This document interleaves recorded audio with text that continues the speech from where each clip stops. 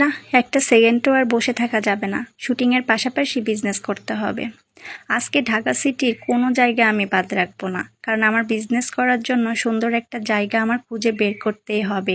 আর সেই জায়গাটা খুঁজে বের করার জন্য আজকে আমি বাসা থেকে বের হয়েছি, আর এখন আমি টিএসসিতে আছি, গরম গরম চা খাচ্ছি আর দেখতেছি ঘুরে ঘুরে যে কোথায় কোন প্লেসে মানে আমার বিজনেসের জন্য উপযোগী সেটাই খুঁজতেছি।